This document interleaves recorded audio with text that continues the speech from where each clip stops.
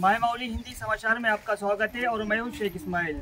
Clean and green के programme के तहत आज कलिंगिनी झटपी CEO यानी चीफ एग्जीक्यूटिव ऑफिसर यहाँ पर मौजूद रही और बेला मंडल के अंतर्गत में ग्राम पंचायत सिरसन्ना, उसके बाद में बेला और छपराला का दौरा किया। अब इसी दौरे के दौरान वहाँ पर जाकर जांच और पड़ताल की, स्वच्छता के बारे में देखा। हर वो पाठशाला में जाकर उन लोगों को समझाया गया है और पाठशाला में जाकर उन पाठशालाओं का स्वच्छता किस तरह से है वो भी देखा गया। और छपराला के झटपी SS हाई स्कूल में भी वहाँ पर झाड़ भी लगाया गया, यानी क्लीन एंड ग्रीन का जो प्रोग्राम है उसको सफल बनाने के लिए, उसकी देखरेख करने के लिए पूरी तरह से चीफ एग्जीक्यूटिव ऑफिसर यहाँ पर मौजूद रहे हैं। और उसके बाद में अभी मेरे पीछे जो बालवाड़ी सेंटर है, इस बालवाड़ी सेंटर का भी निरीक्षण किया गया है। जो प्रेग्नेंट महिलाएं हैं, प्रेग्नेंट बहनें हैं, उन लोगों को किस तरह से पोषण खिलाया जाता है, उन बच्चों के जो छोटे बालवाड़ी में जो बच्चे होते हैं उन लोगों को भी किस तरह से पोषण कराया जाता है और पाठशाला में भी किस तरह से पोषण आहार दिया जाता है, उसका भी पूरी तरह से डिटेल और जांच पड़ताल की सलाह सुविधा दी। और जिसको जहाँ पर गलत दिखा वहाँ पर उसी संदर्भ में संबंधित अधिकारियों को धोखा भी गया है। धन्यवाद। पर आप बने रहिएगा माय मौली हिंदी समाचार के साथ। मैटरनिटी डेथ अव्वకుండా చూసుకుంటున్నాము। MCH child immunisation, elderly care, yoga, meditation, Telemanas అని మళ్ళీ కొత్త ప్రోగ్రామ్ లాంచ్ అయినారు మేడం. యోగా మెడిటేషన్కి వస్తున్నారా? వస్తారు మేడం. అంటే పక్కన అంగన్వాడీ కూడా ఉంది కదా, ఏఎన్సీస్కి మెయిన్గా శామ్యాం పిల్లలు ఉన్నారు ఇక్కడ. ఎంతమంది ఉన్నారు? ఎందుకమ్మా అంతమంది ఉన్నారు? అదే కదా, ఎందుకుంటున్నాయి? అంగన్వాడీ సెంటర్ ఎన్ని సంవత్సరాల నుంచి ఉంది ఇక్కడ? ఉంది కదా, మరి ప్రెగ్నెంట్ కాడి నుంచి మన దగ్గరే ఉంటారు కదా, మరి ఎందుకు హెల్త్ ఇష్యూస్ వస్తున్నాయి? అంటే శామ్యాం పిల్లలు ఎందుకుంటున్నారు ఎక్కువ మీ దగ్గర? అవుతారేంటమ్మా? లేదు మేడం, వాళ్ళకి హెల్త్ ఇష్యూస్ ఉన్నాయి. ఒకటి మళ్ళీ నేను అడిగిన సూటిగా అడుగుతున్నా, ఏం హెల్త్ ఇష్యూ ఉంది? వాళ్ళకి మోషన్స్ ప్రాబ్లము, మళ్ళా జ్వరాలు వస్తున్నాయి. అవి మామూలుగా అందరికి వస్తుంటాయి. నేను అవ్వట శామ్యాం పిల్లలు ఎందుకున్నారు అని అడుగుతున్నా. నేను సీజన్ బాగాలేదు కాబట్టి మోషన్స్ అవి ఇవి వస్తాయి, అవి కాదు కదా. అసలు శామ్యాం పిల్లలు అంటే ఏంటి?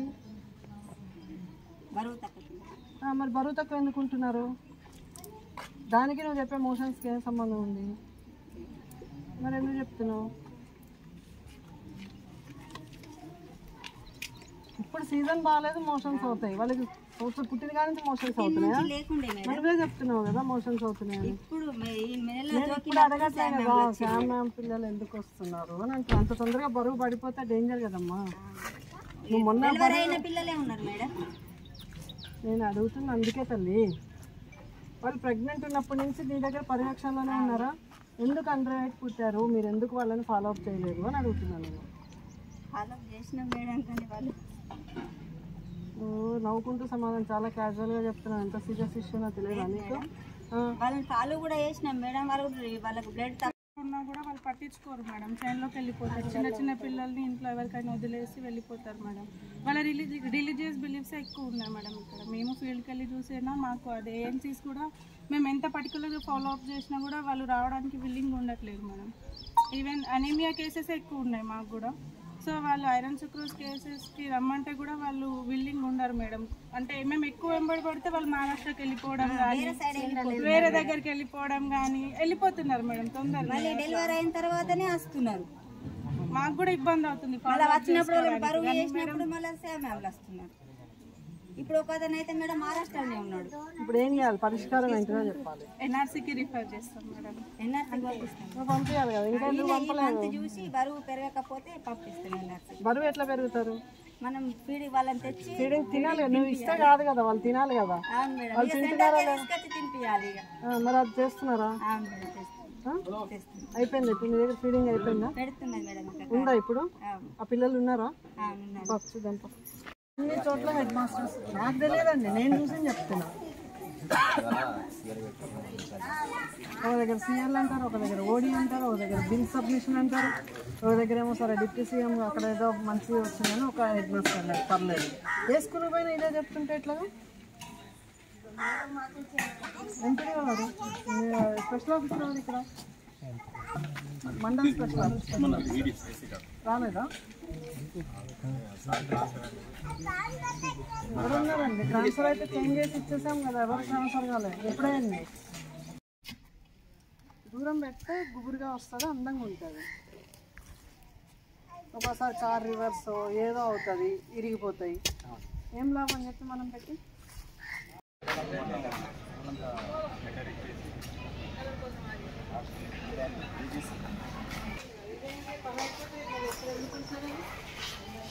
అయిపోయిందా పని దీంతో?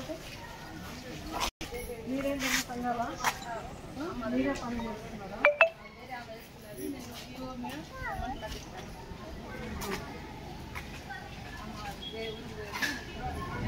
మిగతా మహిళా సంఘాలు మండలాధ్యక్షురాలు సంప్రదించారా? అక్కడేందంతా జాతీయ ఉంది.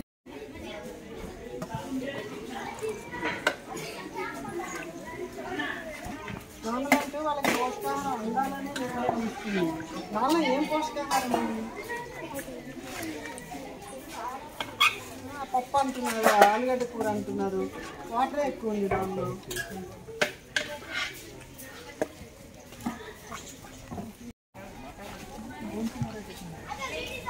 తెలుగు వస్తుంది చెప్పండి.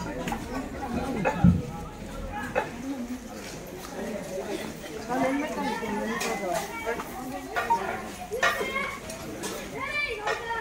వెజ్ బిర్యానీనా?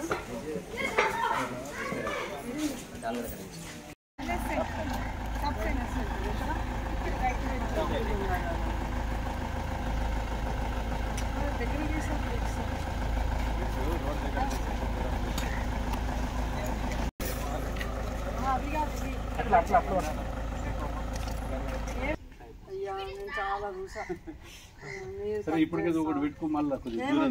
పిట్స్ వెనక జరిపి వెనక పెట్టేయండి. మరి వాటర్ అంతా కలిసి ఉంది కదా.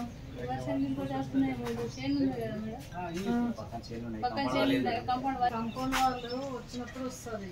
అప్పటి వరకు మీరు ఈ చిల్ల కంపౌండ్ ఉంటుంది కదా, దాన్ని ఫెన్సింగ్ లాగా పెట్టుకోవాలి. బయట ఫెన్సింగ్ చేయాలి. సిమెంట్ ఇసుక ఇవన్నీ తగ్గాలి. మనం న్యాచురల్ దీనికి వెళ్ళిపోవాలి. కూడా కదా. ఇవి కొన్నారా ఏర్పొచ్చినాయి అమ్మ? 1000 రూపాయల బండి అంటే ఎట్ల బండా?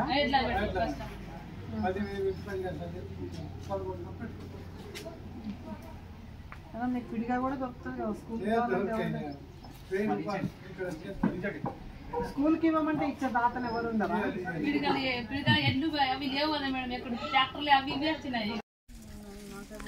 మరి మీ స్పెషల్ ఆఫీసర్ ఉన్న గ్రామంలోనే ఇట్లా ఉంటుంది.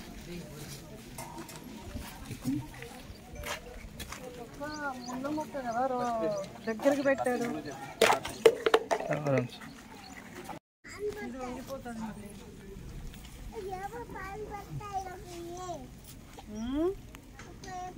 पानी पड़ता है నువ్వుదా మొక్క పెడదు కదా पानी पड़ता है आपल्या घरात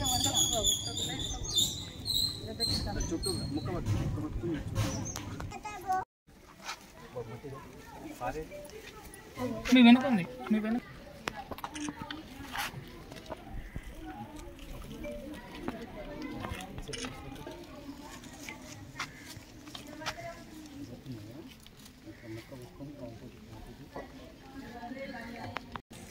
వస్తారా?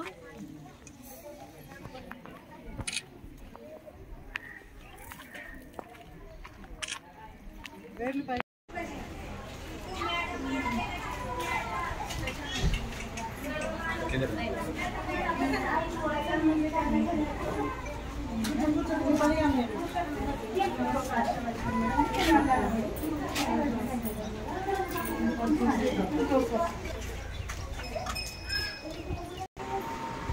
పెట్టాలి. ఏం చేస్తారు?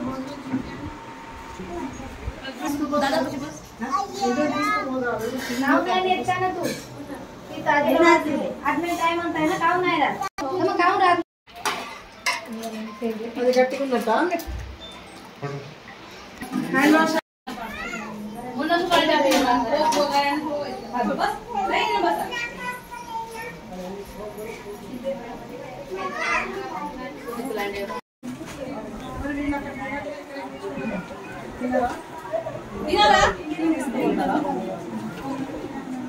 సెంటర్ మా సెంటర్ మా సెంటర్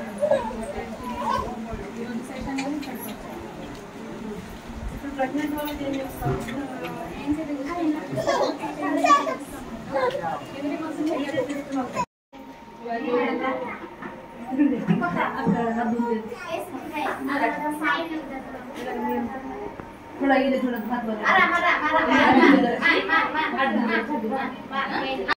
బేలా మండలంలో చక్రాల గ్రామం రావడం జరిగింది. స్కూల్లో ప్లాంటేషన్, తర్వాత మిడ్ డే మీల్, అక్కడ ఉన్న మనకి యాక్చువల్గా షెడ్యూల్ ప్రకారం లోతట్టు ప్రాంతాలు ఎక్కడైనా ఉన్నాయా, నీళ్లు నిలబడ్డాయా, ఆ నీళ్ళని ఏ విధంగా మనం డైవర్ట్ చేయాలి, రేట్ ఇంకా ఎక్కువ డైవర్ట్ చేశాక దాన్ని మళ్ళీ ఆ పాట్ హోల్స్ ఫిల్ చేయటము, పబ్లిక్ ఇన్స్టిట్యూషన్స్ అన్నీ కూడా క్లీన్గా ఉన్నాయా లేవా అనేది చూసుకొని అక్కడ చేయాల్సిన పనులన్నింటినీ కూడా గ్రామస్తుల సహకారంతో మహిళా సంఘాలు కానీ, యూత్ కానీ, గ్రామ పెద్దలు వీళ్ళందరినీ కూడా కలుపుకొని గ్రామాల్లో చేయమని ఈరోజు ప్రోగ్రాం ఉంది. దానిలో భాగంగానే ఇక్కడికి రావడం జరిగింది. స్కూల్లో కూడా అక్కడ ప్రోగ్రామ్ అంతా, స్కూల్ క్లీనింగ్ అంతా కొంతమట్టుకు జరిగింది. తర్వాత మొక్కలు నాటే కార్యక్రమం, పచ్చదనం కార్యక్రమం కింద కూడా మొక్కలు నాటడం జరిగింది. అట్లానే ఇక్కడ వెల్నెస్ సెంటర్ దగ్గరికి వచ్చాము. ఇక్కడ ఇమ్యునైజేషన్, తర్వాత అంగన్వాడీ యొక్క పిల్లలకి భోజనాలు పెట్టే కార్యక్రమం, లాక్టేటింగ్ అండ్ ప్రెగ్నెంట్ ఉమెన్ తోటి ఇంటరాక్ట్ అవ్వడం జరిగింది. కార్యక్రమాలు మనకి 9వ తారీఖు వరకు ఉన్నాయి. 5వ తారీఖు నుంచి 9వ తారీఖు అన్నారు. ఈరోజు 7, ఇంకా రేపు ఎల్లుండి కూడా ఈ కార్యక్రమం కంటిన్యూస్గా జరుగుతుంది. నేను నా రిక్వెస్ట్ ఏంటంటే గ్రామంలో ఉన్న యూత్ ఎక్కువగా పాల్గొనాలి. యువకులు ఎక్కువగా పాల్గొని కార్యక్రమాన్ని ఓనప్ చేసుకుంటేనే మనము ఇంపాక్ట్ అనేది ఎక్కువగా ఉంటుంది.